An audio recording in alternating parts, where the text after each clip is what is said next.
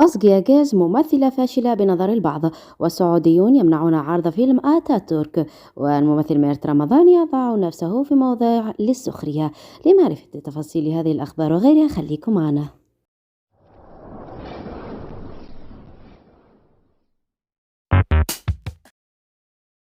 بحضور أبرز نجوم تركيا مثل كيفانش وبوراك أوزجفيت، البنافروز وبيرك أوكتاي وزوجته يالديز كاجيري وغيرهم، احتفل بيرك آرتشر بعيد ميلاده الأربعين في أحد الأماكن في منطقة كورو أوشيمي التركية.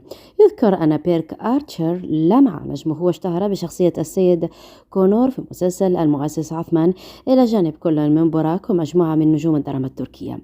الجمهور تداول صور كثيرة من الحفل، غير أنه صورة الثلاثي التي جمعت بوراك وكيفانش وبيرك أوكتاي تصدرت السوشيال ميديا، وكانت الأكثر رواجا عبر إكس وموقع الأخبار التركية.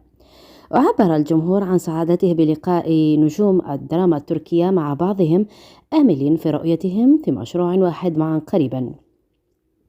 وردا على أسئلة صحفي أثناء مغادرته بوراك المكان، سئل إن كان قد اجتمع بكريستيانو رونالدو وهل من مشروع عمل سيجمعهما، أجاب كاشفا عن مفاجأة بأن مشروعا قريبا سيجمع نجمين في لقائهم معا في موسم الرياض 2023 بالرياض.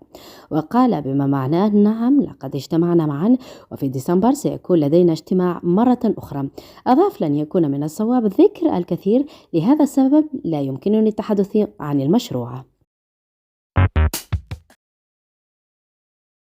يتم مؤخرا تداول تصريحات لنجم مسلسل طائر الرفراف ميرت رمضان على نطاق واسع وسخرية البعض منها.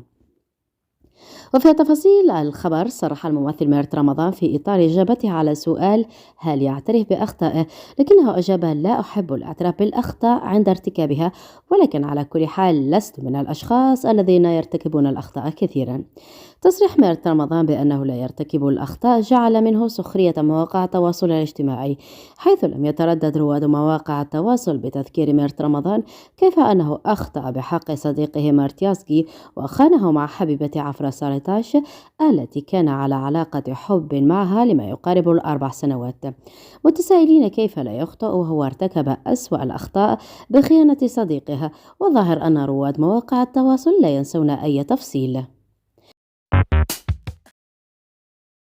هاشتاغ نرفض عرض فيلم أتاتورك هز مواقع إكس تويتر سابقا من قبل السعوديين، مطالبين بمنع عرض مسلسل آراس بولوت إنملي.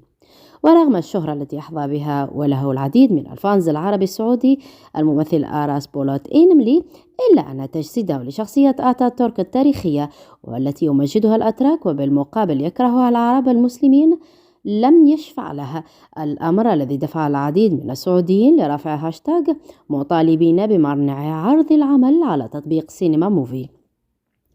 وظهر أن السعوديين ردوا الصفعة للأتراك هذه المرة بسبب كثرة إساءة المشاهير الأتراك للعرب وللسعوديين في أكثر من مرة، ليزيدوا وجعهم بعد منع ديزني بلاس عرض العمل على منصتها رغم أنها من قام بإنتاجه.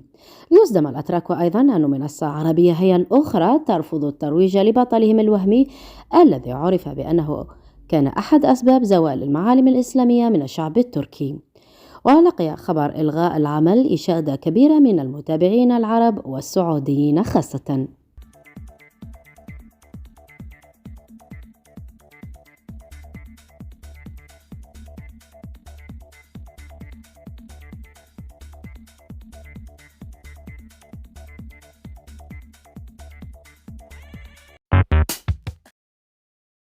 تم الإعلان رسميا عن الفائزات بجائزة نجمات اللامعات أو أفضل ممثلات ساعدات لسنة 2023 في حفل الفراشة الذهبية، بعدما تم اختيارهن من قبل الراعي الرسمي للحفل، وهن سيلا تورك أوغلو بطلة مسلسل شراب التوت، أوزجي أجيز عن مسلسل أبي والياقوت، وسيماي بارلاس عن مسلسل عمر والمتوحش.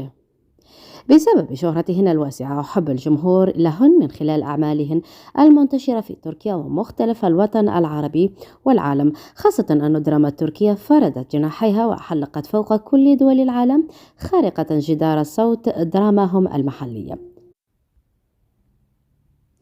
إلا أنه جانب آخر انتقد اختيار الممثلة أوزجي أجاز من ضمن الأسماء، معتبرين أنه اختيار سيء، فرغم جمالها إلا أنها ممثلة فاشلة بنظرهم. ورغم كم المسلسلات التي عملت عليها أوزجي مؤخرا إلا أنها تقدم نفس الأداء البارد والباهت، حتى أن هناك من حملها سبب تراجع نسب مشاهدة مسلسل الياقوت مؤخرا، معتبرين أن أداءها كارثي مقارنة مع شريكيها في العمل.